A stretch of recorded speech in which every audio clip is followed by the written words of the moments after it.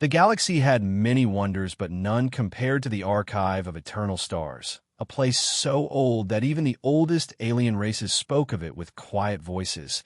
It floated in the darkness like a jewel made of light, its towers built from a metal that shimmered like frozen starlight, and its halls held the first maps ever drawn of the galaxy. Maps made by beings who had watched the birth of suns and the death of worlds. Captain Elias Vorn stepped through the great doors of the archive, his boots echoing on the polished silver floor. He was not the first human to come here, but he was one of the very few who had been invited into the Hall of Origins. The air was cool and thin, and it carried the faint scent of something ancient, a smell like dust and fire and oceans all mixed into one.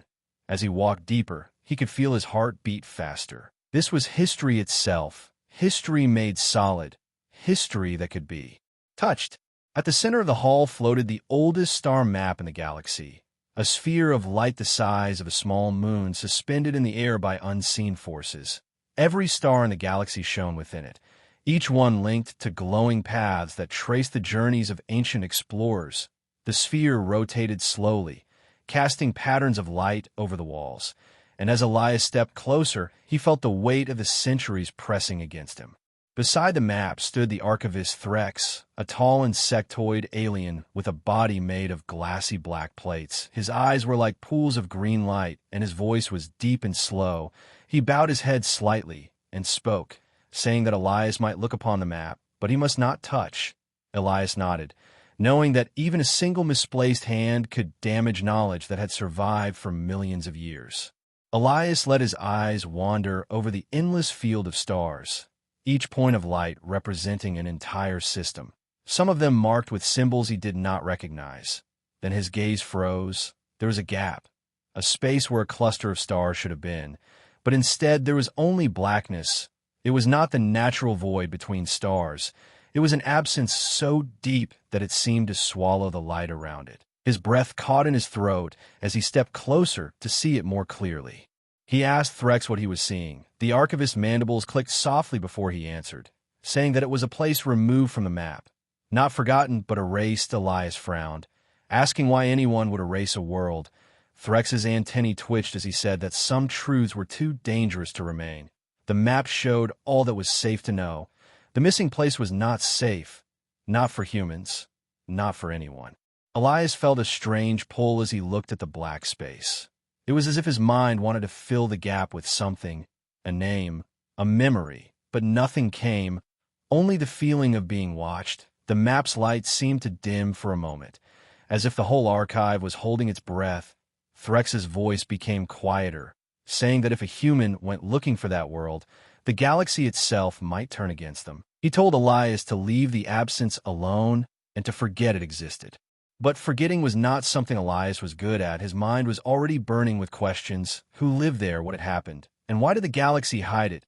He noticed that the stars around the gap had faint markings like scars, as if they had been altered long ago. His fingers twitched with the urge to take a hollow image, but he knew the archivist was watching him closely. The hall seemed to grow colder, the light from the map casting long shadows on the silver floor. Elias asked if the erased place had a name. Threx's eyes narrowed, and after a long pause he whispered a single word, Oris. The sound of it sent a shiver through Elias. The name felt old, far older than any human language, and yet it also felt familiar in a way he could not explain. As they stood there, a low hum began to fill the hall, not from the map, not from the walls, but from somewhere inside Elias's head. It was like a song made of whispers and static, the words just out of reach. He rubbed his temples, but the sound only grew stronger. Threx stepped forward and placed a long clawed hand on Elias's shoulder, saying that it was time to leave. The map had shown him enough. Reluctantly, Elias turned away from the sphere of light, the hum fading as he moved toward the doors. But the image of the gap burned itself into his memory. He knew he would never be able to erase it from his mind as they walked down the long corridor lined with the glowing tablets of history. He asked Threx one last question. He wanted to know who had the power to erase a world from the oldest star map in the galaxy. Threx stopped walking, his green eyes locking on Elias, and said in a voice that seemed to echo from the walls, the ones who made the stars. Elias felt a chill run down his spine. He did not know if Threx was speaking in riddles or telling the plain truth. But the answer left him with more questions than before. He glanced back one last time, but the great doors of the Hall of Origins had already closed, hiding the map from sight, sealing the mystery away once more. Outside, the sky above the archive was filled with slow-moving ships of every size and shape. Merchants, pilgrims, and scholars coming from all across the galaxy. Elias walked toward his own vessel, the Horizon's Edge, a sleek exploration craft built for long journeys. The ramp lowered as he approached, and the familiar hum of its engines was like a heartbeat calling him home. But even as he stepped aboard, he knew that his heart was still in that hull, staring at the void in the star map. The crew greeted him, a mix of humans and alien allies, their faces curious. They wanted to know what he had seen. Elias hesitated, then said he had seen something that could change everything. But he offered no more. Not yet. The truth was still too strange, too dangerous, and part of him feared that speaking it aloud might give it more power. As the ship rose from the archive's landing bay and turned toward the black ocean of space, Elias went to his private cabin. He locked the door and sat at his desk. Pulling out a small hollow recorder, he took a deep breath and began to speak quietly into it, describing every detail of the gap, the way the light bent around it, the name Oris, and the way the map itself seemed to resist showing it. He finished the recording and hid it in a secure compartment beneath the floor panels. Outside the window, the stars drifted by. But no matter where he looked, Elias thought he could see the same shape, the same missing place, like an invisible mark burned into the galaxy. He knew that one day he would go there, no matter what Threx had said, no matter the danger, because some mysteries were not meant to be left alone, and this was one of them. And somewhere far away, in the dark between the stars, something seemed to stir, as if it had felt his gaze and was now gazing back, waiting. The Horizon's Edge drifted in the black ocean of space, her silver hull reflecting the faint light of distant stars. Inside the ship, the crew moved through their duties with quiet focus, but their eyes often turned toward Captain Elias Vorn. They knew something in the archive had unsettled him. His usual calm had been replaced with a strange intensity, as if he carried a secret that was pulling him towards some unknown fate. In his private cabin, Elias sat before the ship's console, the screen glowing with the recorded image of the star map.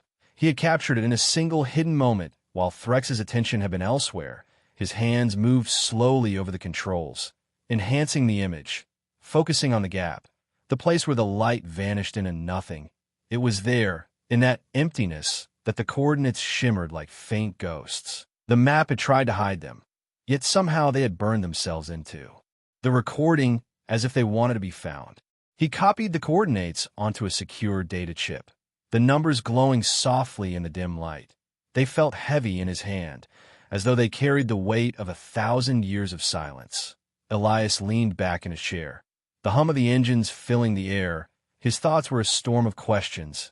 Every instinct told him to leave it alone, but every part of his soul told him to go. A soft chime sounded from the cabin door, and when it slid open, his first officer, Mara, stepped in, her sharp eyes taking in the screen before it dimmed. She asked what he was working on. Elias smiled faintly and said it was nothing urgent. But Mara was no fool. She had served with him for years, and she could read the tension in his shoulders. She pressed him, asking if this had to do with the erased world. Elias hesitated, then handed her the data chip, telling her to keep it safe and never speak of it to anyone, not yet. Later that cycle, the crew gathered in the central lounge, a room lined with broad windows showing the shifting starfield. Elias stood at the front, his hands clasped behind his back. He told them they would be making a detour, a deep run into an uncharted sector.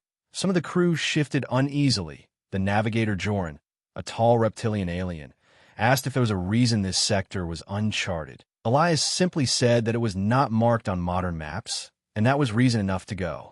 Whispers passed between the crew, rumors and guesses. Some spoke of old ghost stories about ships disappearing in empty space.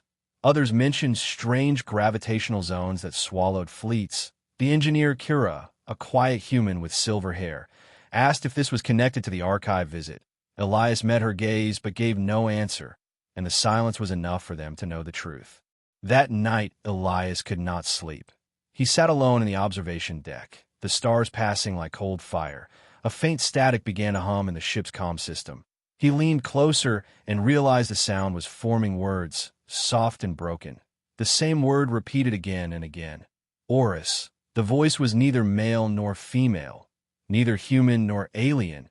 It was old, older than anything he had ever heard. He reached for the comm controls, but the voice stopped, leaving the deck in silent darkness.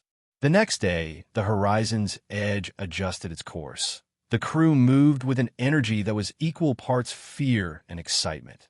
The navigator charted their path along the edges of known space, past quiet trade routes and abandoned mining colonies, each jump taking them further from the safe currents of the galaxy. As they traveled, the ship's sensors began to detect strange anomalies, pockets where gravity shifted in odd rhythms, as if invisible masses moved just out of reach.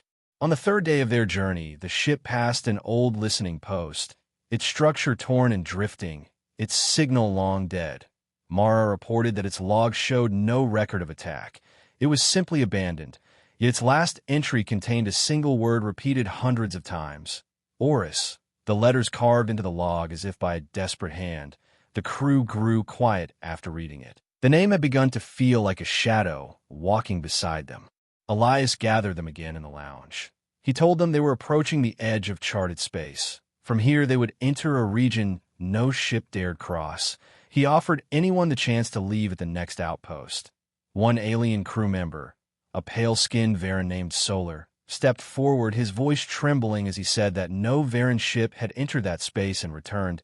He would not go further. Elias respected the choice and arranged for Solar to be dropped at the nearest station. The rest of the crew stayed, though their eyes carried the weight of unspoken fear. As they moved beyond the last beacon of mapped space, the stars seemed to change. They were dimmer, colder, and some of them flickered in strange ways, like distant eyes blinking.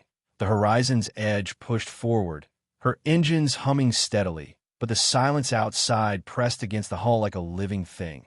Even the AI of the ship reported minor glitches, its voice occasionally pausing as though it had forgotten how to speak. On the fifth day, Mara came to Elias with a report. The scanners had picked up something faint, a gravitational signature far ahead. Too steady to be natural drift, Elias studied the data and saw that the signature lay exactly where the coordinates pointed. His chest tightened as he realized they were close, very close. He ordered the crew to prepare for potential contact, not knowing if what lay ahead was friend or foe, or something beyond either. That night, in the quiet of his cabin, Elias activated the data chip again, staring at the numbers, the way they glowed against the dark. He traced them with his finger and felt a strange warmth, as though the coordinates themselves were alive. A sudden wave of memory washed over him. Flashes of places he had never been, towering stone cities beneath red skies, rivers that shone like silver under twin moons, and a voice whispering that this was home. The vision ended as quickly as it came, leaving him breathless and sweating. In the mess hall, the next morning, the crew spoke in low tones about strange dreams. Jorn had seen a great black ocean with a single tower rising from it. Kira had dreamed of standing on a shore made of glass while thousands of stars fell into the sea. Even Mara admitted to hearing whispers in her sleep, all of them speaking the same name, Orus. Elias listened without speaking, knowing that whatever they were approaching was already reaching into their minds. By the end of the seventh day, the gravitational signature had grown stronger. The ship's systems began to struggle. Readings flickered between impossible values. The AI warned that their location could not be confirmed, as if the universe itself was twisting around them. Elias ordered the crew to hold course, his voice steady though his heart pounded. The black ahead of them seemed to thicken, a curtain of shadow stretching from one side of the view to the other, and somewhere beyond that. Darkness was the erased world, waiting for them to cross the threshold. The Horizon's edge crossed the threshold into the unmarked zone. The stars behind them faded into the distance like fading lanterns on a dark road. Ahead, there was only an endless wall of shadow where the light of the galaxy seemed to die. The crew worked in silence, their eyes fixed on their stations, The hum of the engines sounded louder here, as if the ship was speaking in a voice none of them wanted to hear. Captain Elias Vorn stood on the bridge, his gaze locked on the forward display. The readings flickered with unstable numbers, gravity fields bent in impossible patterns. The AI's voice came slow and uneven, reporting that space itself felt wrong, like stretched fabric ready to tear. Mara stood at his side, her hands steady on the navigation controls though her eyes betrayed the tension building inside her. She asked if they should slow down. Elias shook his head, saying that hesitation here will be worse than moving forward. As the ship glided deeper, the comm systems picked up faint bursts of static. Kira adjusted the filters, and the noise shaped itself into patterns, soft rhythmic pulses like a heartbeat. No language could be found in it, yet felt alive. Some of the crew shifted uneasily. Joran muttered that it was like something was breathing in the dark. Elias ordered the sound muted, but the pulses seemed to remain in their minds even after the speakers went quiet. The stars here were strange. Some shone too brightly for their size. Others winked out entirely when viewed directly. The ship's sensors tried to map the constellations, but the data changed with each scan, as if the sky was moving. Elias studied the results and saw no stable frame of reference. They were moving forward, but toward what? Even the computer could not say. The darkness ahead was like an ocean with no horizon. 2 days into the zone, the horizon's edge passed what appeared to be the wreck of a vessel. Its hull twisted as if crushed by an unseen hand. No identification beacons remained, and its design matched no known species. Mara suggested scanning for survivors, but the sensors detected no life, only faint power signatures deep inside the wreck, like dying embers in a cold hearth. Elias ordered a brief visual sweep, and as the ship's lights passed over the torn metal, they saw markings carved into the hull by something sharp, the same word in dozens of places, Oris. Kira whispered that whoever wrote it must have done so with their last breath. That night the dreams returned stronger. Elias dreamed of a vast plain under a green sky, a black spire rising in the distance, and voices whispering promises he could not understand. When he awoke, the sound of the pulses was still in his ears. He went to the observation deck and found Mara already there, her eyes wide and tired. She said she had dreamed of the same spire, and they realized whatever called them was showing the same visions to the entire crew. The deeper they went, the more the ship's systems faltered. The lights dimmed at random intervals. Gravity fluctuated, sometimes making them feel weightless for seconds at a time. The AI reported multiple errors, some of which could not be explained by known science. Even the ship's chronometers began to drift, hours passing in what felt like minutes, or minutes stretching into hours. The crew worked to maintain focus, but the sense of time slipping away gnawed at them. On the 4th day, they entered a region where the darkness thickened into a fog-like haze. Sensors could not penetrate more than a few kilometers ahead. The ship slowed as a precaution. Every crew member's heartbeat seemed louder in the silence. Then out of the fog shapes began to appear, massive structures floating in the void, each one a fragment of some ancient design. Some looked like parts of space stations. Others like pieces of cities, torn from their foundations and left to drift forever. No power readings came from them, yet they hung in perfect stillness, as if waiting for something. Joran suggested avoiding them, but Elias ordered a closer pass. As the lights washed over the nearest fragment, they saw it was covered in carvings, alien symbols, and images of figures kneeling before a central tower. The style was unlike anything Elias had seen, yet something in it felt deeply human, as if the hands that made it knew of Earth before Earth had even formed. Kira recorded as much as she could before the fog closed around them again, swallowing the structure in shadow. The 5th day brought the first real sign of movement in the darkness. The sensors picked up faint trails, heat signatures that matched no known engine type. They appeared for moments and then vanished, reappearing in different positions as if circling the ship. Mara tightened her grip on the controls, ready to take evasive action, but Elias told her to hold steady.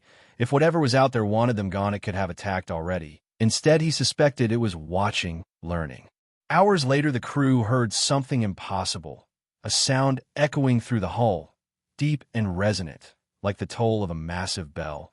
It came in slow intervals, each one sending vibrations through the deck plates. The AI claimed no source could be detected, yet the sound continued, growing softer until it vanished, leaving the crew in uneasy quiet once more.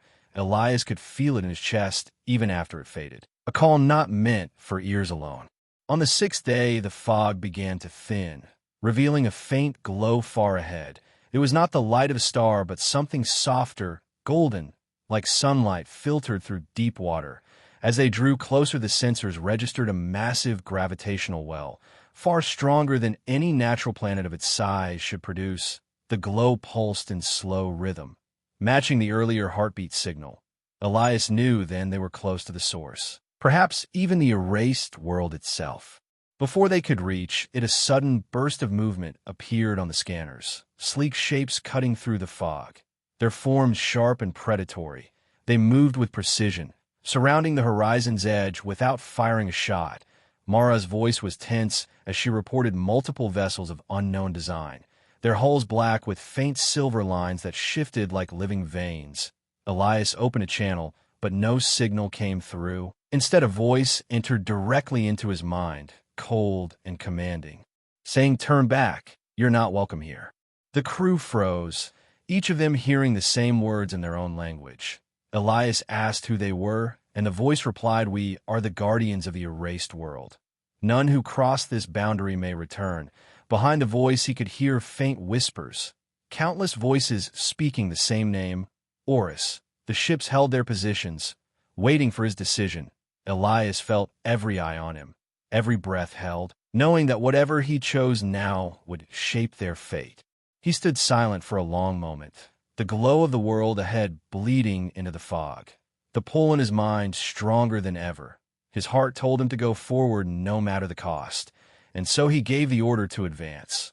The Guardians moved with them, their black shapes flanking the horizon's edge like shadows given form, and together they slid through the thinning fog toward the light of the world that should not exist, the world the galaxy had tried to erase.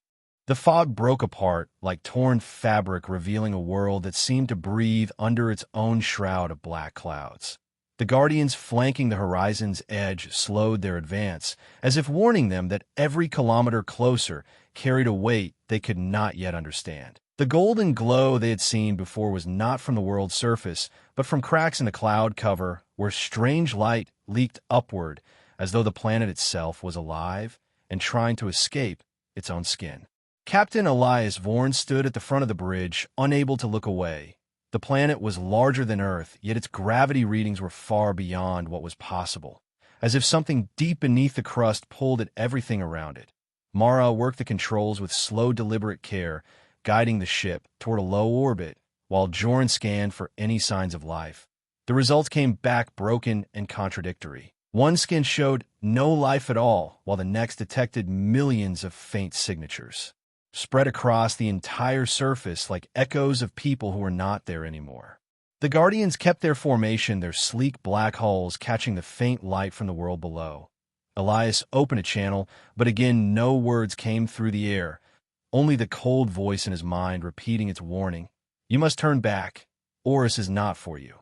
Yet with each word the pull toward the surface grew stronger until it felt less like a choice and more like a command from somewhere deeper than thought itself. The clouds shifted, revealing glimpses of the surface. Great stretches of stone plains carved with lines that glowed faintly gold and red, as if lit from within. Vast towers rose in the distance, their sides worn and cracked, yet still standing tall against the slow storms that rolled across the land. Between the towers were shapes that at first seemed like mountains, but as the ship's magnifiers focused, Elias saw they were statues of giants kneeling with their faces turned toward the ground as if in mourning. Hero whispered that the statues looked human, though their style was older than any known human culture. Elias felt the air on the bridge grow heavier as the images filled the screen. He had seen ruins across 100 worlds, yet nothing that stirred the same deep ache in his chest.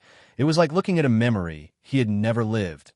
Mara asked if they should attempt a landing. Elias hesitated, but the pull inside him swelled until it drowned out the voice of caution. He gave the order to descend. The Guardians broke their formation and slid away into the clouds, leaving the horizon's edge alone above the vast shadowed world. The moment they were gone, the comms filled with static that rose and fell like breathing. No pattern could be found in it, yet it felt strangely calming, as if the world itself was welcoming them. The ship broke through the lower cloud layers, and the light shifted to a deep red, cast by a sun that seemed too close and too dim all at once. They came down toward a massive open plain where ancient structures spread like the bones of a fallen city. Landing struts extended, and the ship touched down on cracked stone. The engines powered down, leaving only the quiet hiss of cooling metal. Outside, the air shimmered with faint heat, though the readings said the temperature was close to that of Earth. Elias stood at the open ramp staring out at the ruins. The ground was covered in fine black dust that swirled with every faint gust as though it carried whispers within it. The crew stepped out cautiously, weapons slung at their sides, though no threat showed itself. The silence was total. No wind, no animal calls, not even the sound of shifting debris. It was as if the air itself refused to carry sound. Elias moved toward the nearest structure, a vast archway carved from a single block of stone. The carvings on its surface were deep and precise, showing figures of humans standing alongside alien beings, all looking toward a single tower in the center of the city, the same spire from their dreams. They moved deeper into the ruins, passing broken walls and toppled statues, each one showing signs of incredible age, yet no signs of weathering. As if time itself had slowed here, Kira scanned the air and found it rich with oxygen, but also something else, a trace element that could not be matched to any known substance. She said it was harmless to breathe, yet its energy signature was faintly alive. Elias thought of the impossible gravity and wondered if the two were connected. As they reached the base of the central spire, they saw its surface was covered in lines of glowing symbols that pulsed faintly like a slow heartbeat. The stone was black and smooth, but warm to the touch. When Elias placed his hand against it, he felt a sudden rush of images in his mind, visions of vast fleets crossing the stars long before the current galactic order, humans leading them alongside allies of shapes and colors he had never seen. Then fire and darkness and the sound of something, breaking not in the air, but in the very fabric of space itself. He pulled his hand away, gasping for air. Mara asked what he had seen, but he could only say that it was a memory, not his own, but real. They circled the spire and found a set of massive doors half buried in the black dust. The dust seemed to resist being touched, flowing back into place when disturbed. With effort, they cleared enough space to reveal carvings of the same kneeling statues they had seen from orbit. This time, each statue held a sphere in its hands, a sphere shaped like a miniature star map with a single empty space at its center. Joran muttered that it was the same gap they had seen in the archive's map. Elias felt a deep certainty that beyond those doors was the reason the world had been erased. They pushed, and the doors moved with surprising ease, opening into a vast chamber lit by a soft golden light that seemed to come from nowhere. The walls were lined with more carvings, and in the center stood a raised platform with a single pedestal. Atop it rested an orb of black crystal that seemed to drink in the light around it. Elias approached the pedestal, and the air grew warmer. The orb pulsed faintly in rhythm with his own heartbeat. He reached out but stopped just short of touching it. The pull inside him now a roar.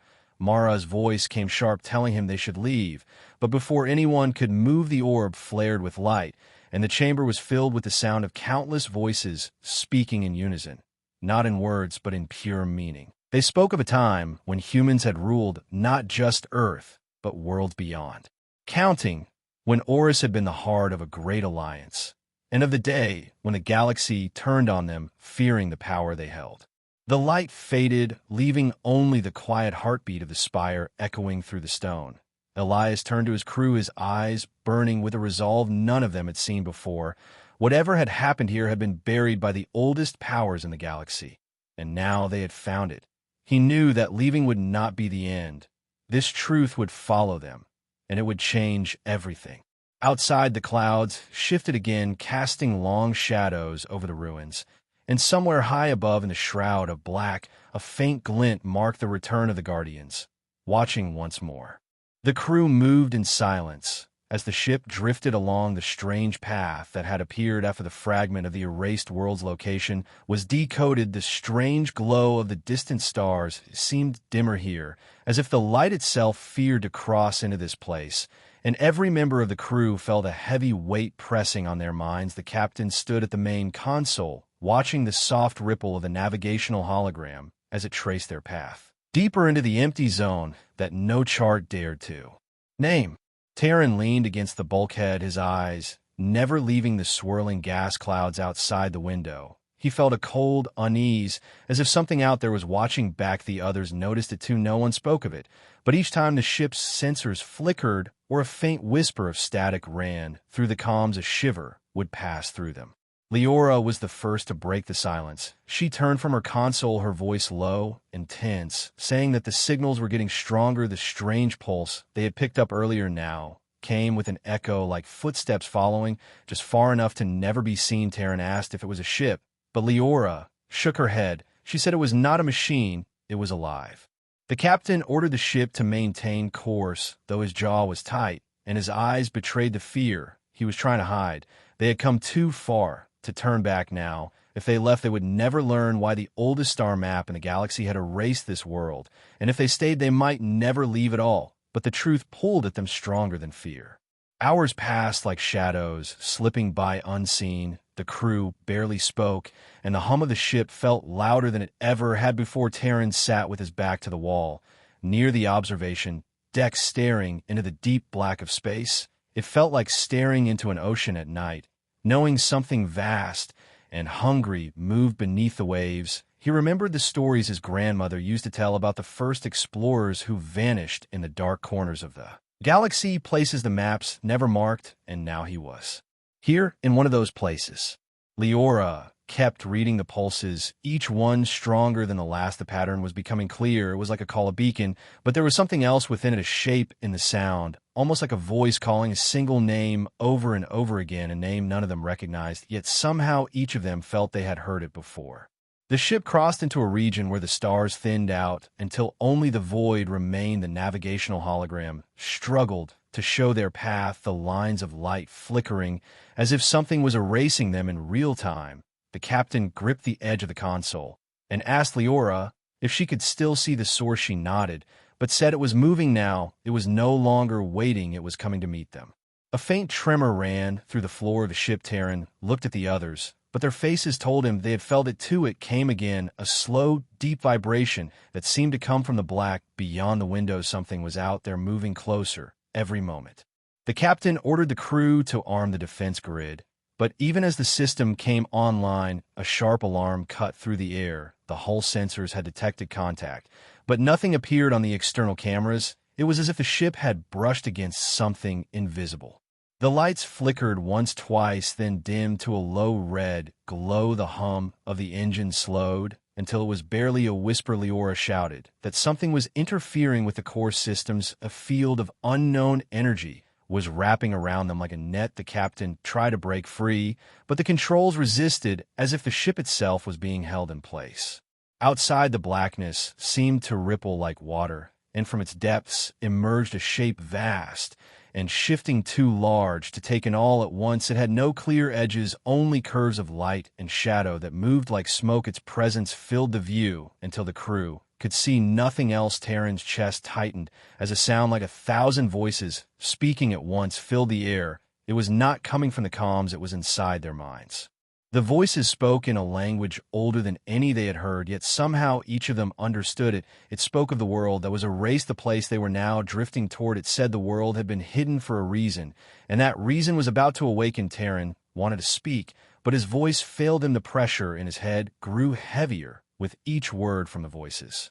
The shape outside shifted again, revealing what looked like a ring of light at its center. The ring pulsed in time with the strange signal Leora had been tracking. The captain realized they were being drawn into it. The navigation showed no coordinates, only a blank void. The place the map had erased, the place no one had seen in thousands of years. The ship trembled as if caught in a current pulling them forward. Terran could feel his heartbeat pounding in his ears. He saw flashes in his mind of a planet dark and silent, its surface scarred with lines that glowed faintly, As if holding something beneath them, the voices told him that this was the prison of the Ancient One, the being that once walked among the stars and was locked away before the first civilizations had even risen. The captain tried one last time to break free, but the controls refused. The engines were powerless against the pull. The ring of light grew until it filled every window. The red glow of the ship's interior lights made their faces look like masks carved from stone. The voices fell silent, and in that silence came the cold realization that whatever they found on that erased world might not let them leave. The last thing Terran saw before the lights swallowed them was the stars bending around the edges of the ring, as if the universe itself was being folded and the ship was slipping through a tear in its skin. The shuttle drifted through the void as Rin kept her eyes fixed on the growing shape ahead, a jagged silhouette of rock and steel rising from the darkness like the bones of a forgotten giant. Its surface was fractured, pitted with ancient scars, but pulsing faintly with blue light that glimmered like the last breath of a dying star. The crew around her moved with quiet tension, their eyes darting between the view outside and the faint humming of the old engines, as if they too felt the weight of something vast pressing down on them. Captain Darrow stood at the front, his hands gripping the rail, his jaw clenched hard enough to whiten his skin. He had not spoken since they left the relay station, and the silence felt heavier than any words. Rin's mind kept circling back to the things they had learned, the erased world, the map that refused to name it, and the whispers of an event so old that no record could be trusted. Yet here, they were guided by coordinates that should not exist, racing toward a fragment of the past that someone had worked very hard to keep buried. She could feel the air inside the shuttle grow denser, the hum of the engines shifting as the ancient structure loomed closer, its strange blue lights flickering in patterns, almost like breathing. Then, without warning, the structure opened before them, massive gates sliding apart with a slowness that felt deliberate. The light spilling from within was cold, sharp, and wrong. It made Rin's skin prickle, as if every nerve had been touched by ice. Captain Darrow gave the order, and the shuttle glided forward into a cavernous chamber, large enough to hold a fleet. The walls were lined with strange shapes, pods perhaps, or containers, their surfaces etched with symbols that seemed to shift if she looked at them too long. The shuttle settled onto a landing platform, and silence returned, but it was a different kind of silence, one that seemed alive. The sound of the crew's breathing felt too loud here, and every small movement echoed against the massive walls. Darrow signaled for them to prepare, and they stepped out, weapons ready, though no threat was visible. Rin's boots touched the metal floor, and she felt a faint vibration running through it, a low, constant pulse, as if the place itself had a heartbeat. The air was thin but breathable, carrying a faint metallic scent that stuck in her throat. Shadows pooled in every corner, shifting as the blue light pulsed once, twice, and then again. Rin glanced toward the far wall, where a single doorway waited, its frame lined with the same shifting symbol she had seen before. Darrow nodded, and they moved toward it, their steps sounding far too loud in the empty chamber, each echo coming back sharper than it should. The doorway led into a long corridor, the walls curving gently, as if carved from a single piece of metal. Faint lines ran along the floor, glowing softly beneath their feet. The light pulsed in rhythm with the heartbeat she felt earlier. As they walked deeper, the air grew colder, their breath visible in thin white clouds, and the silence became oppressive. Rin kept expecting to hear something, a mechanical hum, a whisper, even footsteps other than their own, but there was nothing. Then the corridor widened into a circular chamber, and at its center stood a massive sphere suspended in midair, strands of light holding it in place. The surface of the sphere was black, yet not truly black. It shifted like liquid shadow, reflecting faint outlines of things she could not name. Her chest tightened as she realized the sphere was covered in countless tiny marks like star maps, each one etched in perfect precision. Darrow approached slowly, his voice low but steady, though there was no need to whisper here. It felt wrong to speak loudly. He said, "This is it, the erased world's record." Rin stepped closer, her eyes tracing the patterns, and then she saw it, a single empty space where a world should be nothing but blankness, surrounded by hundreds of other stars. The absence was not random. It had weight, purpose, and danger. As she stared, the sphere shifted, reacting to their presence. The blank space began to widen, stretching outward until it engulfed half the map. The chamber darkened the light, strands holding the sphere flickered, and Rin felt the floor tremble. The walls seemed to close in, as if the place itself rejected them. Shadows began to drip from the sphere, pooling on the floor, and rising again into shapes tall, thin, and twisting, their forms barely solid, but their eyes too. Points of cold, white fire fixed on the crew. The first shape moved fast, sliding across the floor like smoke in a storm Darrow fired, but the blast passed through it, leaving nothing but a ripple in its form. Rin swung her light toward it, and the thing recoiled, hissing, without sound, its body shuddering before it darted upward, melting into the shadows above. The others followed, some retreating into the walls, others circling them with slow, deliberate motion. Rin's pulse thundered in her ears as she realized they were not attackers in the usual sense. They were guardians, protectors of the sphere, or perhaps prisoners bound to it by something older than the map itself. Darrow shouted for the crew to fall back, but the corridor they had entered through was gone, replaced by a solid wall of shifting darkness. The sphere pulsed again, harder, now the empty space at its heart spreading until the entire surface seemed ready to collapse inward. One of the shapes lunged, and its touch was cold enough to burn Rin's arm even through her suit. She staggered backward, gasping, but the cold did not fade. It spread like frost through her veins. The light in the chamber dimmed again, and for a moment she felt as if she were falling into the blankness itself. She heard voices in the darkness, not words, but emotions, grief, anger, warning. They wrapped around her like chains, dragging her toward the sphere. Then a hand grabbed her, pulling her back into the faint glow of a crew lamp. The cold retreated slightly enough for her to breathe again. Darrow stood beside her, firing again, not to harm the shapes, but to drive them back, buying seconds at most. Rin's eyes locked on the sphere, and in that moment she knew what had been erased from the map was not just a world, but something that should never have been found, something these guardians have been keeping sealed. The sphere pulsed one final time, and a crack of blinding white light split its surface. The sound that followed was like the tearing of the universe itself. The guardians froze, then scattered, vanishing into the walls, as if afraid of what was about to emerge. Rin felt the floor shift, and the cold vanish, replaced by heat that pressed against her skin. She knew, without being told, that whatever came next would change everything they thought they knew about the erased world, and perhaps the galaxy itself. The air of the chamber was thick with a silver mist that seemed to hum with an energy older than the stars themselves, and Kieran stood at the center with the crystal sphere still floating between his palms, as if held by invisible threads, and the lights within it spun faster and faster, as if the secret of the erased world was about to burst into reality at any moment, and the others in the chamber could only watch in silence, their breath caught, as the sphere began to pulse in slow waves like the heartbeat of a living thing. Soraya moved closer, her eyes reflecting the sphere's glow, and her voice soft as she asked if this was the moment they would see the truth, and Kieran could only nod, though his mind was a storm of doubt and fear, because whatever they learned here could change the shape of the galaxy forever, and perhaps even tear apart everything they thought was real and true. And as the pulsing grew faster, the mist in the chamber began to swirl around them, taking the shape of an ancient city floating on a sea of clouds under a warm golden sun. The vision pulled them inside without a single step, and suddenly they were walking streets made of white stone carved with symbols none of them had seen before, and the air smelled of flowers that had been extinct for millions of years, and people in long robes moved around them, unaware of their presence, their faces calm, but their eyes shadowed with worry, as if they lived under a silent threat that none could name. And Soraya's hand tightened around Kieran's arm as she saw the tall towers, shimmering with strange lights in the distance.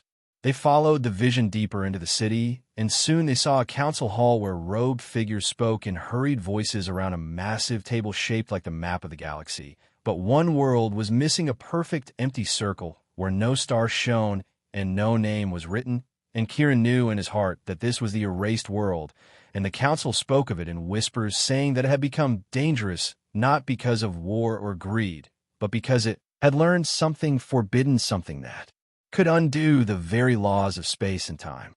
The robed leader, a tall figure with eyes like molten gold, spoke of a weapon that was not a weapon, and a path that was not a path, and how the people of this world had found a way to move not just through space, but through the spaces between spaces, where time and matter could be rewritten, and how such a thing, if known to the galaxy, could break the balance that had kept all life from falling into chaos. And so the Council had chosen the unthinkable they had hidden. The world not just from maps, but from memory itself, using the sphere's ancient power to cut it out of reality, like a surgeon removing a seed of fire before it could grow. Soraya's voice trembled as she said that this was not justice but fear, and Kieran agreed, though his heart ached with the weight of it, because in their faces he saw not cruelty but the despair of those who believed they had no choice. And then the vision shifted, and the streets began to fade, and the golden sky turned to black, and one by one the lights of the city winked out, until only the council chamber remained, and the leader's golden eyes looked straight at Kieran as if he could see him across the ages, and he said that the choice would soon come again, and that Kieran must decide whether to return the world to the galaxy or keep it hidden forever. The vision collapsed into darkness, and the silver mist vanished, and they were back in the chamber with the sphere still glowing faintly in Kieran's hands, and the others waited for him to speak, but his voice was heavy as he said that the power to restore the erased world was within the sphere, and that doing so would bring back not only its people, but also the knowledge they had hidden, the knowledge to shape reality itself, and that such power could heal or destroy everything depending on who held it. Draven, the old navigator, shook his head, saying that no one in the galaxy could be trusted with such a gift, and that even those with the purest hearts could be twisted by it.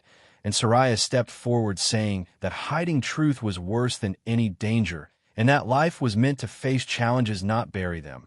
And the crew began to argue, voices rising in the ancient chamber until the very walls seemed to echo with the weight of their choice. And Kieran knew there was no safe path, only the one he would choose and live with forever. His fingers tightened around the sphere, and it began to hum again, as if sensing his decision, and the lights within swirled into the shape of a single shining star. And he closed his eyes, seeing in his mind the lost world, the people who had been erased, the towers under the golden sun, and the fear of the council who had taken it all away, and he felt the pull of destiny like a tide, dragging him toward shore he could not see, and in that moment he made his choice not for himself, but for the galaxy that would come after him. The sphere's glow burst outward, flooding the chamber with white light, so bright they all raised their hands to shield their eyes, and the air vibrated with a deep tone that seemed to shake the bones in their bodies. And when the light faded, the star map carved into the floor had changed. The empty circle now held a brilliant blue world, turning slowly in the blackness of space, and Soraya gasped, tears in her eyes as she saw it, and Draven simply bowed his head as if in mourning. Kieran knew that the world had returned not just to the map, but to reality, and somewhere far away under a golden sun, the people who had been forgotten were taking their first breaths in an age, and the knowledge they held was once again part of the galaxy. And though danger would surely follow, so too would hope and discovery, and perhaps a chance for the stars to grow brighter than they had ever been. The crew left the chamber together, the sphere now dull and silent in Kieran's hands, its purpose complete, and outside the sky was filled with the unending stretch of the galaxy, its countless lights burning with stories yet untold.